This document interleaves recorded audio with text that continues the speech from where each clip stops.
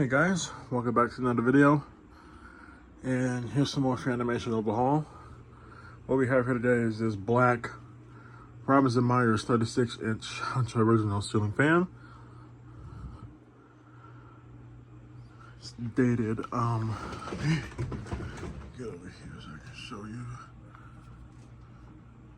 September of 1981.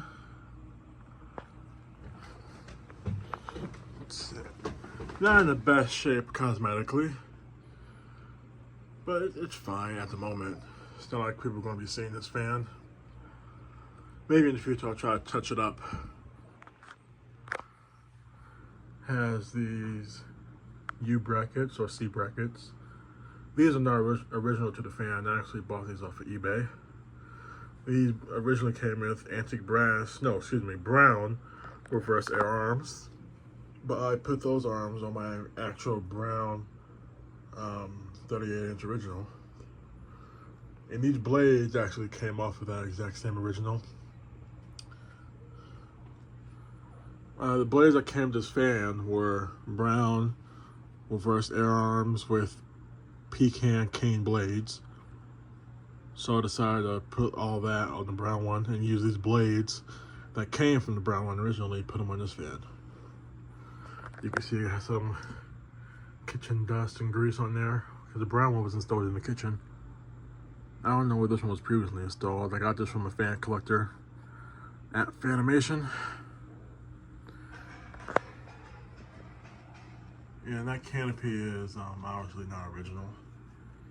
It actually came from another Robbins & Myers original that I got, that 52-inch one. And I opted to put this ball socket on this fan since it's much safer to use on this fan than the 52-inch one. Alright, prop the camera up here. But like I said, I got this fan at Fanimation. So I think this is the third or fourth video I posted for fans there. Let me turn off the Four Seasons, because that's not the star of today's show. But yeah, I was originally going to put this fan in my mother's bakery in place of the Newton Slimline, but adding a light kit to this fan is honestly kind of tough since the switch housing is full with a capacitor, because I converted this fan to 3 speeds.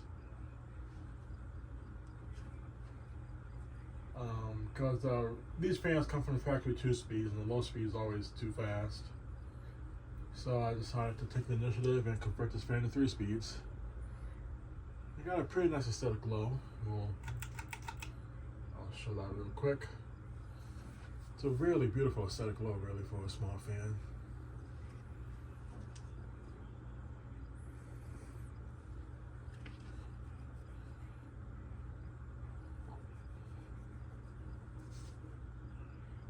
Yeah, and converting R&M originals or any 2-speed or 1-speed fan is really not that hard to do.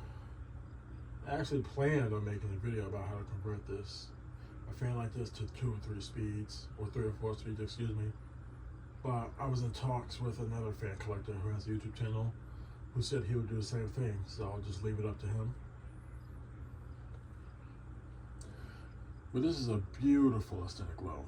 This uses a 10 microfarad capacitor for the low speed, which is honestly kind of weird for me, because I converted my brown one to 3 speed as well, and that one uses a 7 microfarad capacitor. And the 7 microfarad capacitor in that fan moves much faster on low than this fan that uses a 10 microfarad capacitor. So it's kind of odd. And they're both the same fans, basically. It's the same amps, 1.2 amp motor, same, voltage that these fans use. Just the same fan in a different finish. But this speed is mainly purely just for aesthetics. I mean, it's moving just a little breeze. You can ever so slightly feel it. If you're directly under it and like really close to it, but this is just mainly to circulate air to the point where you can't really feel it, but it circulates in a small margin. It's a beautiful low speed. Medium, which is the factory low. I put my brown one in here originally before I converted it, and it hung a little too low because that one actually has its mounting bits. So, and this one is ball socket, so it hangs up just a little more. And like I said, this might not be permanent, but it's on the verge of maybe being permanent.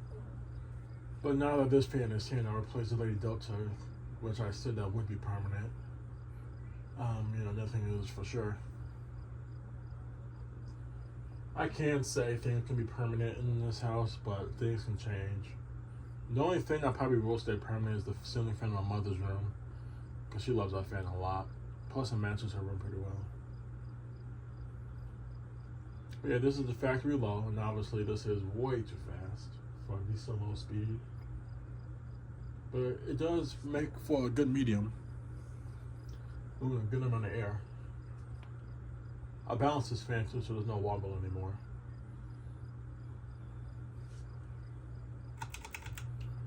And it goes high.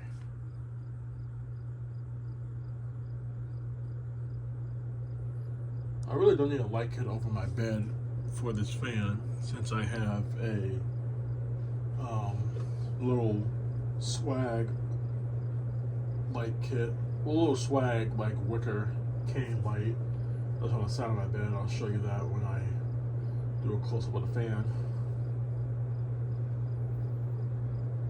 Yeah, this thing is absolutely hauling. I don't really use this speed at night. I don't really use it at all, really. I have a little antique fan next to my bed I use. On the sun nights, I would use this fan on medium. That's probably the most I'll use it, since it's getting colder now and the fall season is coming upon us. Here's the fan. So, there's the light that I was talking about. It's a really awesome slag light.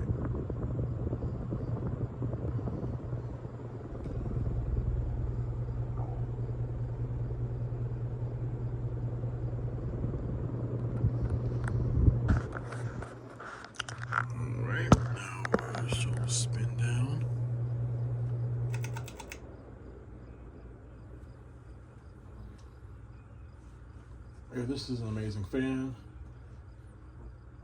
Like I said, everything on this fan besides the down rod, the mounting bits, and the blades and blade arms are original. I could have put the cane blades back on here, but I mean, I like these on here a little more because these somewhat match my walls in my room. It's just a little darker though. I'm not complaining. Still got to let the oil somewhere run into the bangs a little more.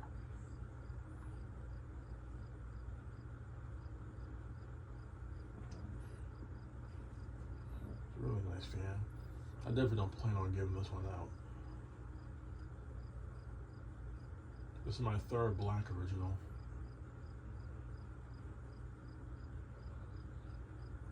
Alright, thanks for watching.